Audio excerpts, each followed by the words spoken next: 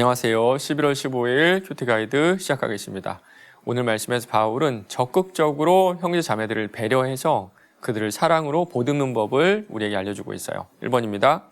바울은 형제 앞에서 무엇을 주의하라고 말합니까? 13절 15절입니다. 그런즉 우리가 다시는 서로 비판하지 말고 도리어 부딪힐 것이나 거칠 것을 형제 앞에 두지 아니하도록 주의하라. 15절입니다. 만일 음식으로 말미암아 내 형제가 근심하게 되면 이는 내가 사랑으로 행하지 아니함이라. 그리스도께서 대신하여 죽으신 형제를 내 음식으로 망하게 하지 말라. 비판하지 말라 그러고요. 또 음식으로 그 형제를, 다른 형제들을 넘어지지 않게 하라고 하네요. 도리어 부딪힐 것이나 또 거칠 것을 그 앞에 두지 말라고 합니다.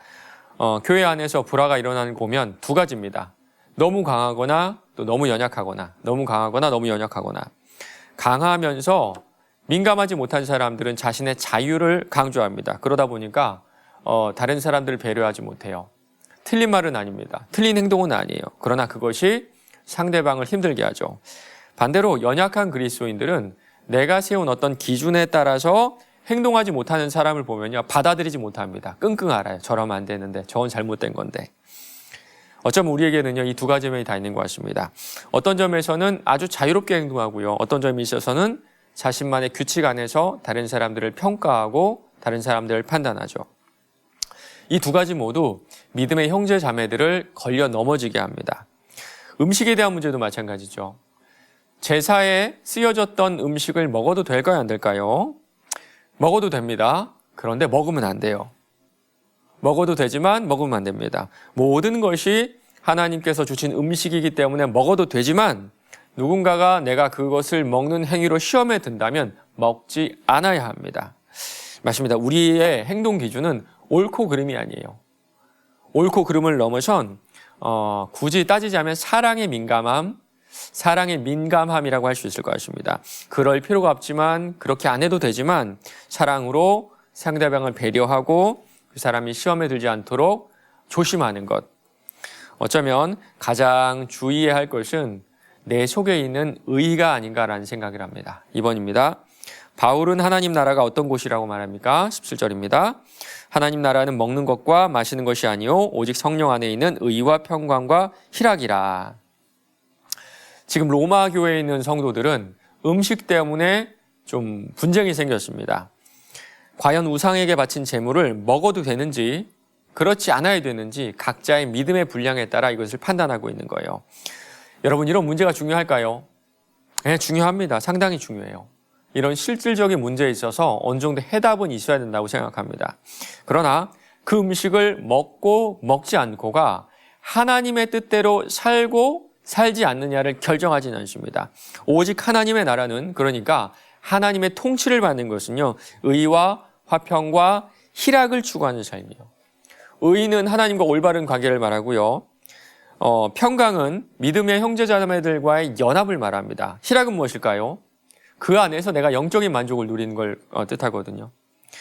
어떤 음식을 먹고 마시고가 교회에 모인 목적이 아니라, 그것을 판단하는 것이 교회의 일이 아니라 성령 안에서 타인과 조화를 이루며 영적인 만족을 얻는 것이 지금 우리가 교회로 모인 이유다. 바울은 이렇게 얘기하고 있는 겁니다. 3번입니다. 그리스도를 섬기는 자는 어떤 결과를 맺습니까? 18절입니다.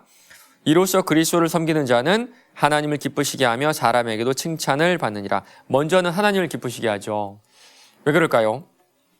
구약 성경을 두 가지로 요약하면 하나님 사랑, 이웃 사랑이라고 할 수 있는데요.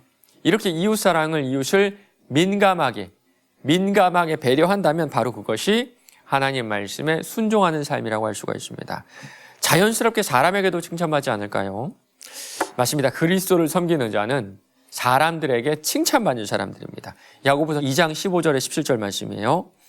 만일 형제나 자매가 헐벗고 일용할 양식이 없는데 너희 중에 누구든지 그에게 이르되 평안히 가라, 덥게 하라, 배부르게 하라 하며 그 몸에 쓸 것을 주지 아니하면 무슨 유익이 있으리요?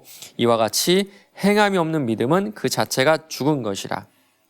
행함이 있는 믿음은 이웃을 돌아보고 배려하는 삶으로 드러난다는 뜻이거든요.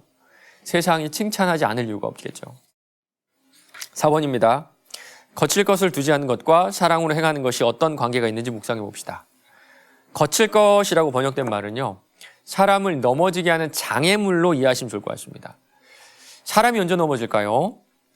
내가 넘을 수 없는 높이의 장애물이 있으면 넘어지겠죠. 저희 셋째가 이제 3돌이 지났는데요. 점프하는 걸 좋아해요. 그런데 점프를 얼마나 할 수 있을까요? 한 10cm 할까요? 한 15cm는 못할 것 같거든요. 그래서 뛰다가 자꾸 그 문턱에 걸려서 넘어집니다. 이 장애물의 문제가 있는 것이 아니라 아직 그것을 넘을 수 있는 능력이 없는 거겠죠. 믿음의 연약함도 이렇게 이해하시면 좋을 것 같습니다. 옳고 그름의 문제는 별로 없는 것 같아요. 물론 내 앞에 있는 그 장애물이 옳은 걸 수도 있습니다. 예를 들어서 11조를 해야 된다, 봉사를 해야 된다, 예배에 빠지지 않고 잘 참석해야 된다. 그러나 아무리 옳아도 높으면 넘지 못하는 사람들이 있어요. 시간이 좀 필요하다는 생각이 듭니다. 시간이 지나서 믿음이 한 단계 자라면 이제는 한 발로도 그 장애물을 거뜬히 넘게 될 거예요.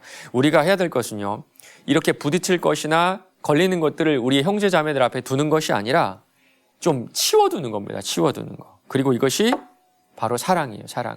기다리는 것. 좀 기다려주는 것. 배려하면서 기다려주는 것. 하나님이 이것을 지금 사랑의 행위다라고 말씀하고 계신 겁니다. 5번입니다. 나로 인해 다른 지체가 실족했던 경험이 있다면 언제입니까?